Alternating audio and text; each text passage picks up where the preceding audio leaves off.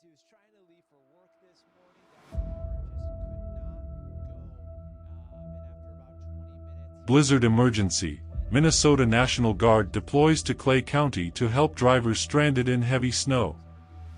In the midst of a heavy snowstorm and strong winds, the state of Minnesota has declared a peacetime emergency in Clay County. Stranded motorists on Interstate 94 between Fergus Falls and Moorhead, as well as on other state highways near Crookston, are in need of emergency relief services. To respond to this urgent need, the Minnesota National Guard has been deployed to Clay County to provide assistance to those stranded in the blizzard conditions. Through treacherous weather and difficult conditions, the National Guard is seen providing critical aid to those in need, ensuring that they can safely return to their homes. The video captures the intensity of the blizzard, and the incredible response of the National Guard as they rise to the challenge of this emergency situation.